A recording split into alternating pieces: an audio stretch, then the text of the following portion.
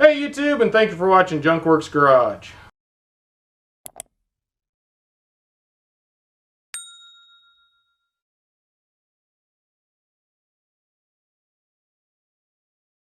Getting ready to do some oil in my truck, and every time I do the oil filter it drains down my arm. So I have learned this in the past from that, and also for other things that you may have a problem with draining down your arm. You take a rag, bring it around like that, tuck it under,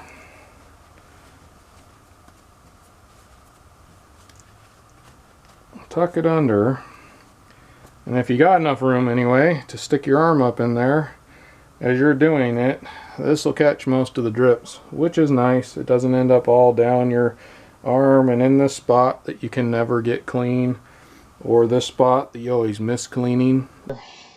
There's a screw that goes in and holds this latch in, and unfortunately in the midst of doing this just moves around in the hole. It doesn't really hold on very well. So what I got here is a pick hammer. It's a body hammer tool, but even if you're not a body man, I highly recommend picking one of these up. The one that I have has kind of a flat tip pick on it. Those are the ones I like. They make pointier ones. You can choose what you think you'd use the most. But these come in really handy, along with what I just dropped. It's called a heel dolly. Kind of looks like the heel on the bottom of your shoe there. I like these ones. A lot of people say go out and get the all-purpose dolly, 6 1/2 a dozen, but I really use this one more than I use any other dolly I have. It always seems to kind of be able to fit into a lot of places that I need it to.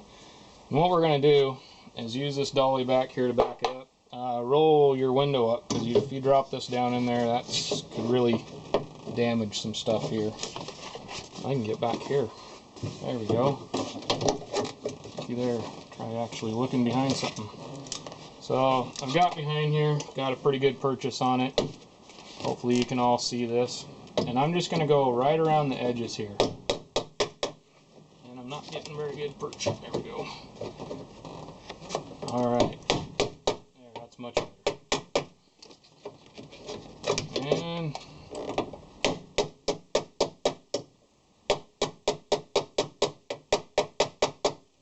basically what that does is that'll kind of mash down the metal and turn that hole a little bit more round again. So hopefully we'll be able to put in the screw here.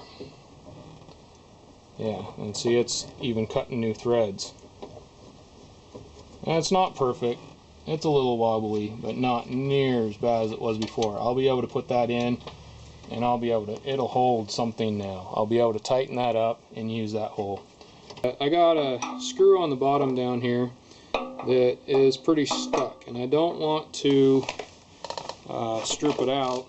So first of all, I got the appropriate sized, fairly large screwdriver here, Phillips head, and when I go to get it, you can just kind of feel when it's going to strip. So if you take your screwdriver and tap it, I got a little, well, good sized hammer. Be careful. Don't really need one this big. But anyway, if you turn on it this way and give it a bit of a wrapping action. Hold the tank better here. It pops right loose. It's kind of like a impact screwdriver, only you keep more constant pressure on it. And that just comes right out. I need to be able to get this window up and down. And so I found which plug I needed to get off of here that actually plugged into the window mechanism here. And there's just two wires. There's wires sticking out here, and I'm going to pull them apart. There's just two of them.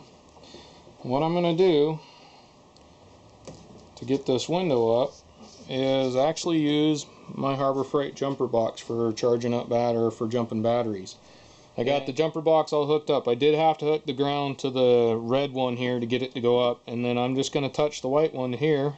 As you can see, there goes the window.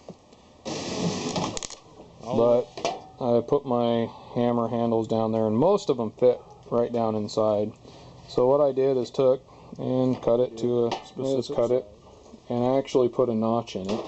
And basically what I'm doing is taking the hammers that I'm needing to hold in them, putting it on there. I'm just kind of getting an eyeball idea of about where I need to cut that. Now you can do as much measuring and everything like that as you want, but I'm just putting my safety glasses on and I'm using my cutoff wheel. You could easily use a hacksaw for all this. Right now I'm using my chop saw to cut these out and my cutoff wheel here to cut this part.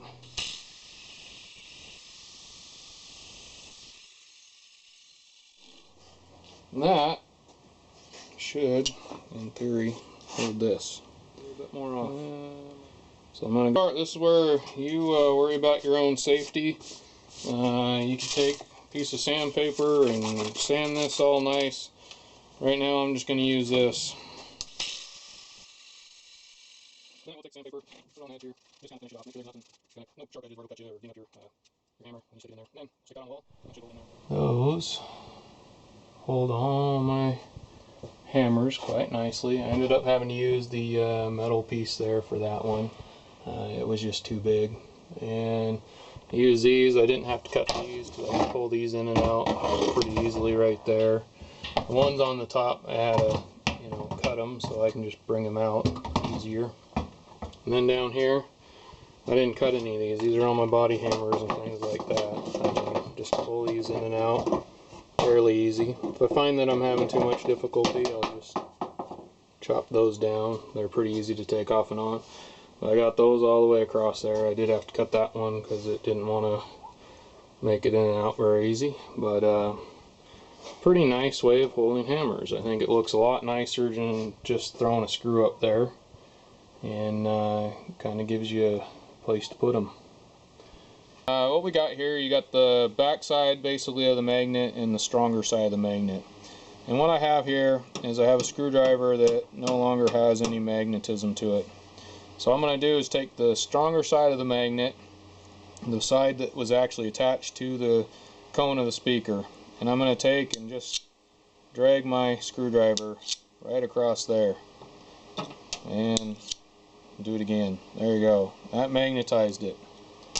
Now you're going to take the other side, and the easiest way to do it is kind of drag it through between the black part and the metal part here, and do that once, and there you go. No longer magnetized. Now if you want it to be more magnetized, if you drag it a few times back and forth through here, it actually gives it a little stronger magnetism. Maybe even do it across here. And that gives it a little bit more of a strength.